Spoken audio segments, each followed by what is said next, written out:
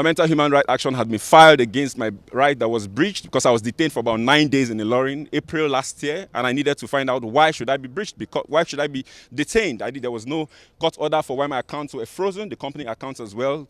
My company business was rendered completely put on the pause, and we wanted to find out why should this happen. This transaction is all predicated on the premise of a contract. There's a contractual relationship, for goodness sake. And this contractual relationship, prepared by a certified lawyer, Udo Udoma, who is our copyright lawyer. There was a breach on this contract where the said artist, who is supposed to be a gospel artist, who is supposed to have integrity, who is supposed to sing Jesus and mean Jesus, who is supposed to keep to her words and terms of agreement, breached the contract, boycotted monies for events into her personal accounts, where it was using the same contents that belongs to us, earns those monies personally without any form of remittance. We were remitting royalty until we sent a mail officially and said we will no longer send a mail to you any more royalties until there's a proper mutual financial reconciliation.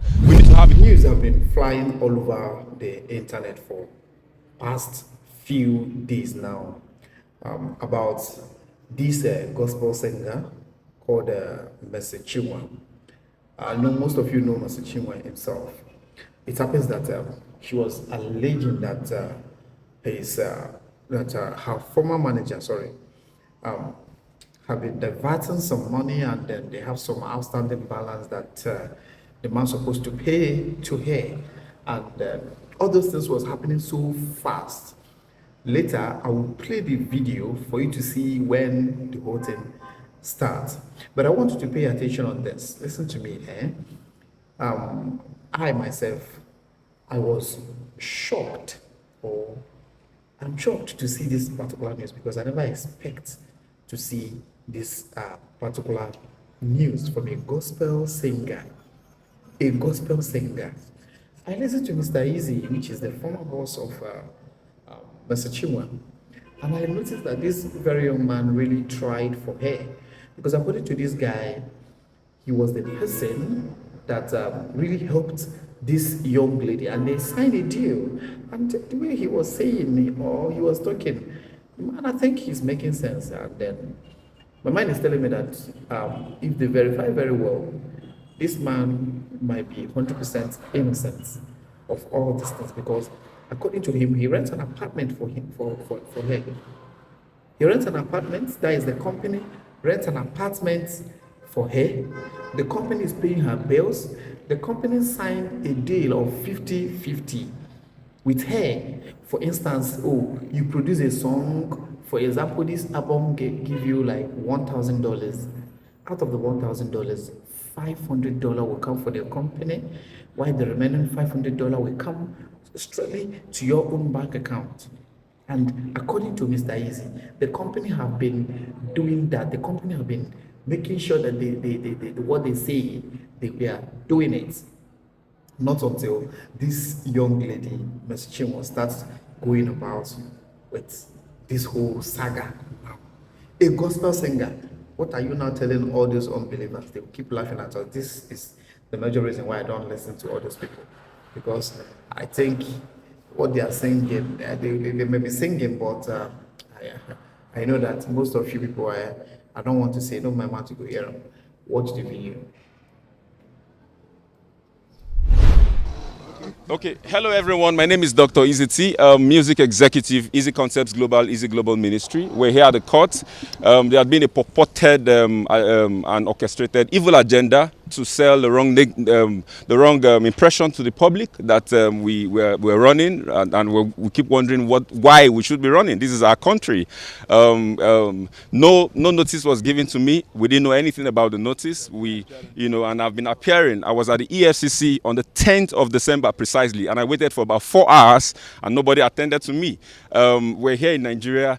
If a fundamental human rights action had been filed against my right that was breached because I was detained for about 9 days in Ilorin, April last year, and I needed to find out why should I be breached, why should I be detained. There was no court order for why my accounts were frozen, the company accounts as well. My company business was rendered completely put on the pause, and we wanted to find out why should this happen. This transaction is all predicated on the premise of a contract. There's a contractual relationship, for goodness sake.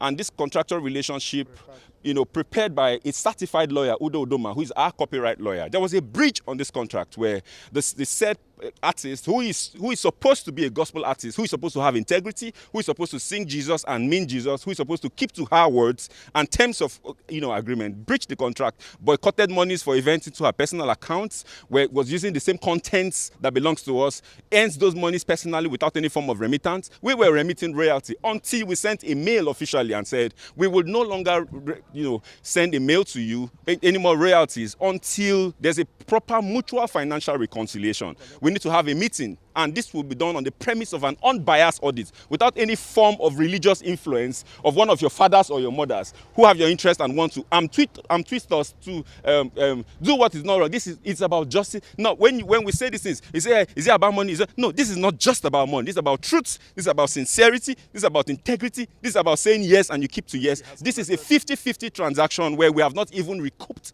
capital. By this I mean we're sharing 50-50 on gross, not on net. And that's a fair contract, for goodness sake. But when I got to the EFCC, I was told not to write my truth. I was told there's nothing about contract. All they just deal with is figures, and I should just write the monies that I'm owing. And I said we can't talk about monies without talking about what gave birth to money. The monies came as a result of the contract. This contract, monies was invested into the artist, and it generated this amount of money. And if there was money that was supposed to come to us and it wasn't coming, and we communicated, you cannot communicate and divert. You can't divert what you have communicated. And there's a mail to that effect. So how is this diversion?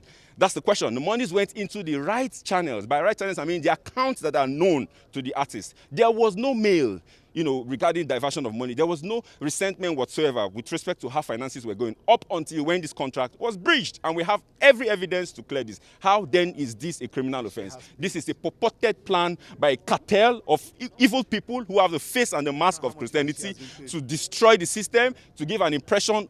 I'm talking about someone who has earned over $1,500,000 from the same contract. How do you discredit what you have benefited from? The over $600,000 we're talking about is just for streams, not even for events.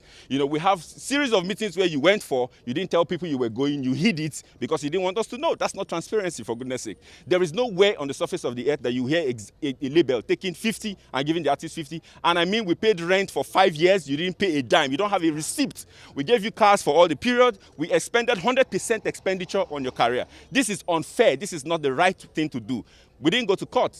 We went to court because I wanted to ask that my fundamental right. And why? Because every time I made efforts to see how we can sit down to resolve, the clergies refused. They said my attempt to want to have a peaceful resolution meant weakness, and I would not be bold enough to say, if I don't have anything else, I have my truth, I have my voice, and the world will hear.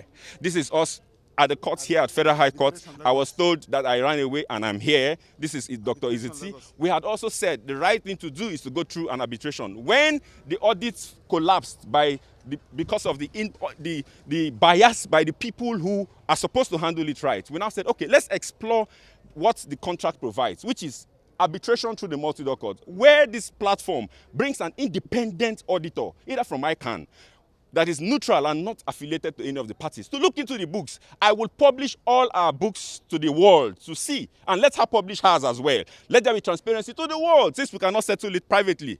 What I will not take is to be twist. I will not be bullied. I will not be intimidated. No, I will not. It won't happen. Nobody has exclusivity or monopoly of madness. The law is the law, and it's clear. Regarding catalog, I've been threatened that they will put charges on me. They will put charges on me using the clicks and the connections that they have, and I won't have an option, and I won't have an option but to relinquish the catalog. I must go to jail, but all manner of threats, and this is coming from Christians, people who call the name of the Lord. We are here at the court, and we have filed for a motion for the warrant of arrest to be set aside until it is clearly established if this is a civil transaction or not. And as God will have it, the judge and the court has granted that motion be set aside. I want to thank you for following this. Please pay attention to the truth. Don't be a fanatic. Don't say, oh, I love this person, I hate. No, pay attention closely to the sequence of what this has happened. There are picture evidences, there are video evidences, there are contractual witnesses to this, and these people are alive. Let questions be asked.